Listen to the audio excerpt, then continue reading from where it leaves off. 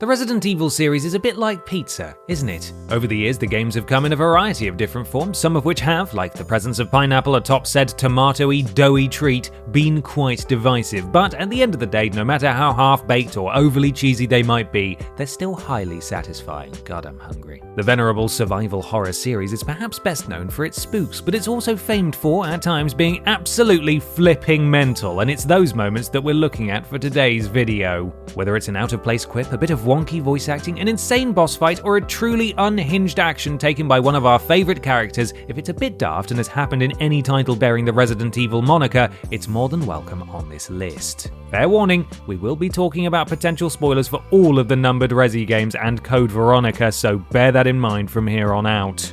I'm the always serious Ben from TripleJump, and here are the 10 most ridiculous Resident Evil moments. Number 10. Ethan glues his hand back on. Resident Evil Village.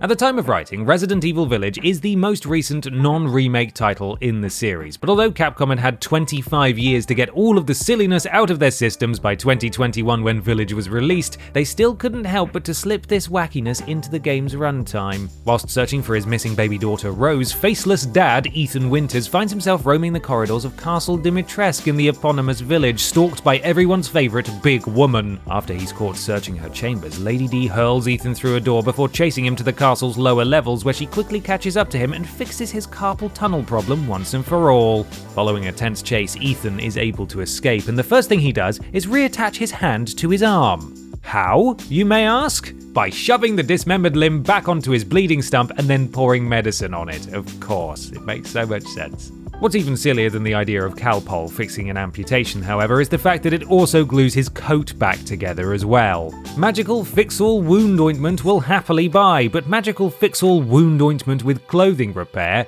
Now you're just being silly. Number 9. Punching bioweapons to death. Resident Evil 7 End of Zoe.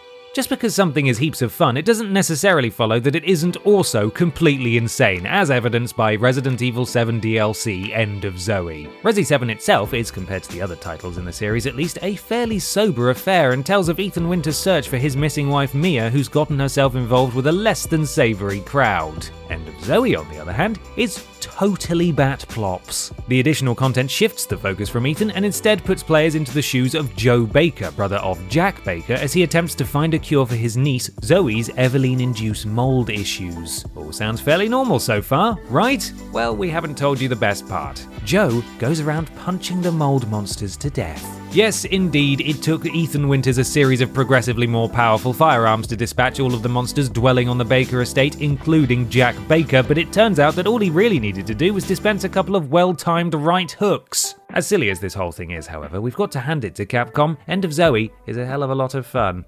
Number 8. Shoving Nemesis off a bridge. Resident Evil 3 Nemesis. If you could use only one word to describe Nemesis from Resident Evil 3, many of you would probably go for words like terrifying, vicious, or hunky. At least a few of you, however, would probably pick large or one of its many synonyms, because at the end of the day, Nemesis ain't a short king. It's this very quality that makes one particular scene in the game utterly laughable. Whilst being pursued by the hulking behemoth, protagonist Jill Valentine finds herself face to face with Nemesis on a rope bridge. Rather than making a run for it, as many of us in that situation would probably do, players can choose to have her take the bioweapon on and give him a big old shove. Shockingly, this works. To be clear, what we witness is a 5'5" woman weighing around 120 pounds according to UmbrellaOnline.com, shoving a 9-foot mutant weighing in the region of 550 pounds off a bridge. Don't get us wrong, we're all for girl power, and we've got absolutely no doubt that Jill is plenty strong, but when you think about the fact that just being able to bench twice her own weight would be an impressive feat, being able to push something weighing almost 5 times what she does over a ledge is practically superhuman. Number 7. Dinosaur Simmons, Resident Evil 6.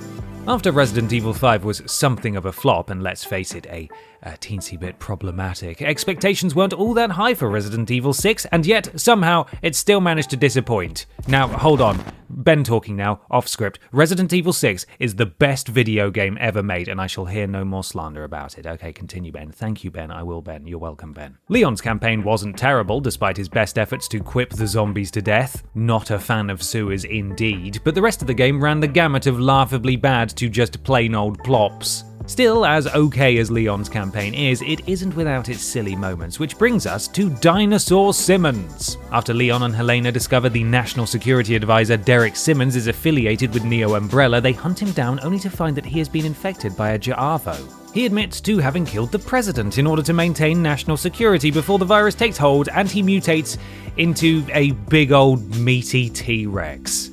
Humans mutating into gross hulking monsters with far too many eyes, we can absolutely accept, but humans mutating into prehistoric lizards, well, now you've gone too far, Capcom. That is daft. Can someone come and have a look at this, please? They've gotten Dino Crisis in my Resident Evil. My beloved Resident Evil. You're the best game, Resident Evil 6. You're the best game ever. Number 6. Claire and Steve's short-lived romance, Resident Evil Code Veronica. To paraphrase one of the greatest songwriters of our generation, he was a boy, she was a girl. Can I make it any more obvious? But then the boy was a mutant, infected by the T-virus, and she likes to shoot mutants.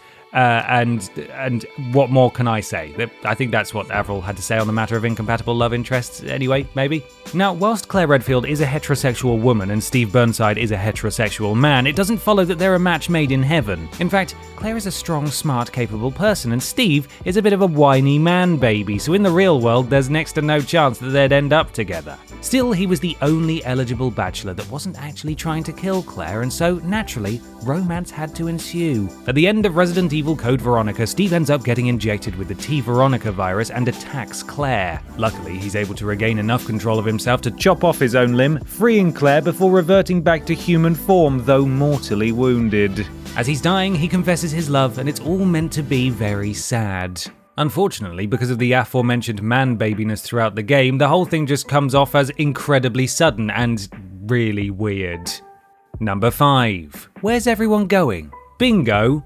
Resident Evil 4. In 2005, Capcom decided to bravely ask the question, what would happen if we made a Resident Evil where the protagonist was the world's biggest himbo, and answered it with Resident Evil 4. Indeed, he may succeed in saving Ashley Graham from the clutches of Osmond Sadler and his Las Plagas worshipping band of hooligans, but blonde hunk Leon S. Kennedy is a goofy boy at heart, as evidenced by his near constant need to spout one-liners even when seemingly no one is listening. In Resident Evil 4's opening, Leon travels to a small Spanish village while searching for Ashley, the daughter of the President of the United States. Sadly, when he gets there, things are less sangria and tapas and more oh dear and chainsaws in that ass. Good lord. For anyone wondering, yes, we will be firing our writer for that one in the morning. However, after enduring an onslaught from the locals, a bell tolls and everyone downs tools and disappears, leaving poor Leon to wonder what the heck is happening. As the villagers all wander off, seemingly in a trance, Leon simply stands there and quips, "Where's everyone going?" Bingo! Now, I'm not sure I'd be in a fit state to be making jokes after getting attacked by Dr. Salvador, but hey, you do you floppy-haired idiot. Number 4. Ramon Salazar, Resident Evil 4. Gather round, students, because Professor Ben is about to give you a lesson on crafting an intimidating boss. James, what have I told you about chewing gum in class? If you want to make a video game villain as terrifying as possible, it is crucial that they look scary. Those struggling with this concept might want to consider what sorts of things cause fear in an audience. Spiders? Yes. Vampires? Yes. Werewolves? Also yes. Small children dressed as Napoleon? Absolutely not. We're not sure if Resident Evil 4's Ramon Salazar was supposed to invoke terror in the audience, or if the artists over at Capcom purposefully made him look as silly as humanly possible. Perhaps it's the tricorn hat, the powdered wig, or just simply the fact that he looks like a small boy cosplaying an 18th century French noble, but there's something that prevents us from taking Salazar seriously. Even his mutated form isn't all that scary, because all we can think about when battling it is how jaunty it would look in a little gold waistcoat and knee-high socks. The remake did at least make Salazar look a bit less like a 9-year-old, but even so, he's still the daftest villain in the whole game. Number 3. Tofu, Resident Evil 2.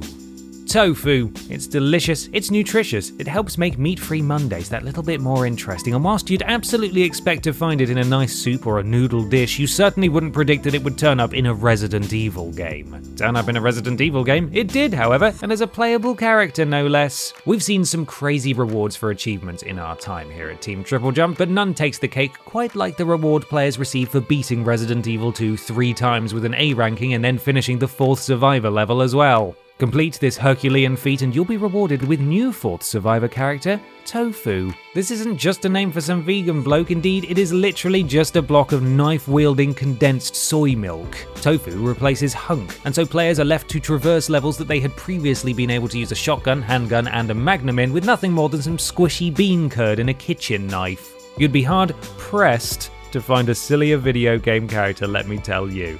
A little tofu humour for you there. Number 2. Jill Sandwich, Resident Evil. One of the most endearing things about the original Resident Evil is undoubtedly its voice acting, which is, I'm sure we can all agree, piss poor. The performances of the actors themselves are partially to blame, however much of the issue lies with the game's translation, as phrases that sound fine in Japanese sound rather odd in English. There were several voice acting fails that we could have picked for this list, and whilst the likes of Jill, here's a lockpick. It might be handy if you, the master of unlocking, take it with you. And I'm sorry for my lack of manners, but I'm not used to escorting men, will go down in history as two of the greatest video game quotes of all time, we had to go with the Jill Sandwich as our pick for this list. Whilst travelling the Spencer mansion, Jill finds herself stuck in a room with an ever-lowering ceiling, but luckily her star's comrade Barry is on hand to kick the door in and save the day. Pleased that his colleague hasn't been pancaked, Barry quips, "That was too close. You were almost a Jill Sandwich." The ridiculous phrasing paired with the stilted delivery from Barry's voice actor makes for one of the silliest moments in Resident Evil history, though it's not quite as silly as number 1. Punching a boulder, Resident Evil 5. Oh come on, you knew this was going to be in here, and where better to place it than at the tippy top of our list. There are a number of ways to move wayward rubble, and whilst you could opt for a pickaxe to break it down a bit before shifting it by hand, most people would opt for some kind of machinery like a JCB or a crane. Not Chris Redfield. No, if Chris Redfield's got a rock problem, then he solves it the only way he knows how, with punching. As we've mentioned, Resident Evil 5 was not all that great, especially compared to its predecessor, the outstanding Resident Evil 4, but the moment towards the end of the game when Chris needs to create a makeshift bridge across a river of lava really takes the biscuit. He opts to traverse the magma by pushing a boulder into it, but rather than giving it a hearty shove, Jill vs. Nemesis style, he opts to repeatedly punch it instead. The moment is so ridiculous that even Capcom themselves have gotten in on the joke, having Resident Evil Village boss Carl Heisenberg refer to Redfield as a boulder-punching arsehole. If nothing else, we applaud the studio for being able to take the mickey out of themselves, even if they can't stop being ridiculous in the first place, and long may the ridiculousness continue.